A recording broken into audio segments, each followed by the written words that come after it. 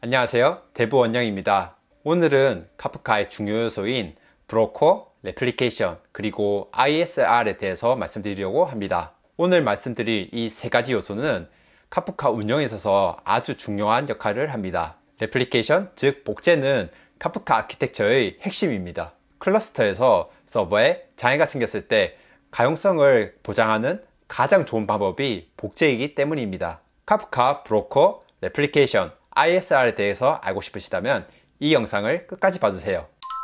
카프카 브로커는 카프카가 설치되어 있는 서버 단위를 말합니다. 보통 3개 이상의 브로커로 구성하여 사용하는 것을 권장합니다. 만약 파티션이 1개이고 레플리케이션이 1인 토픽이 존재하고 브로커가 3대라면 브로커 세대 중 1대에 해당 토픽 정보가 저장됩니다. 그런데 여기 처음 나오는 내용이 있습니다. 바로 레플리케이션이라는 건데요. 레플리케이션은 파티션의 복제를 뜻합니다.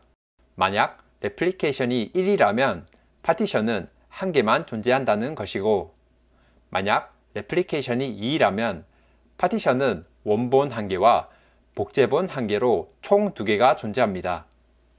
만약 레플리케이션이 3이라면 파티션은 원본 1개와 복제본 2개로 총 3개가 존재하게 됩니다. 다만 브로커 개수에 따라서 레플리케이션 개수가 제한되는데요. 브로커 개수가 3이면 레플리케이션은 4가 될 수 없다는 말이죠. 여기서 제가 말씀드린 원본 1개의 파티션은 리더 파티션이라고 부릅니다. 그리고 나머지 2개의 복제본 파티션은 팔로워 파티션이라고 부릅니다. 이 리더, 팔로워 파티션을 합쳐서 ISR, 즉 인싱크 레플리카라고 볼 수도 있습니다. 왜 레플리케이션을 사용하는 걸까요? 레플리케이션은 파티션의 고가용성을 위해 사용됩니다. 만약 브로커가 3개인 카프카에서 레플리케이션이 1이고 파티션이 1인 토픽이 존재한다고 가정해 봅시다.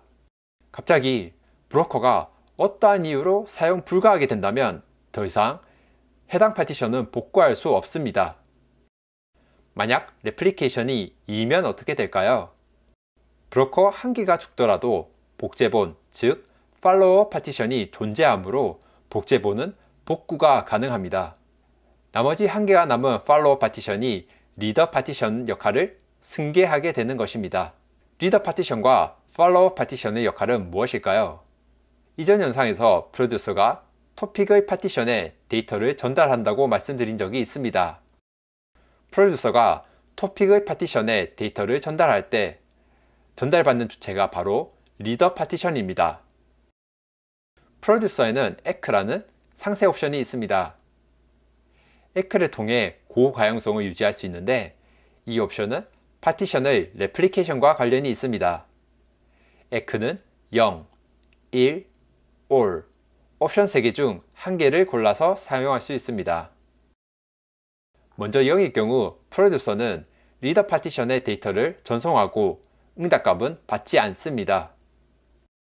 그렇기 때문에 리더 파티션의 데이터가 정상적으로 전송됐는지 그리고 나머지 파티션에 정상적으로 복제되었는지 알 수 없고 보장할 수 없습니다. 이 때문에 속도는 빠르지만 데이터 유실 가능성이 있습니다. 그리고 1일 경우 리더 파티션의 데이터를 전송하고 리더 파티션이 데이터를 정상적으로 받았는지 응답값을 받습니다. 다만 나머지 파티션에 복제되었는지 알 수 없죠. 만약 리더 파티션이 데이터를 받은 즉시 브로커가 장애가 난다면 나머지 파티션에 데이터가 미처 전송되지 못한 상태이므로 이전의 에크 0 옵션과 같이 데이터 유실 가능성이 있습니다. 마지막 all 옵션은 1 옵션의 추가로 팔로우 파티션의 복제가 잘 이루어졌는지 응답값을 받습니다. 다시 말해 리더 파티션에 데이터를 보낸 후 나머지 팔로우 파티션에도 데이터가 저장되는 것을 확인하는 절차를 거칩니다.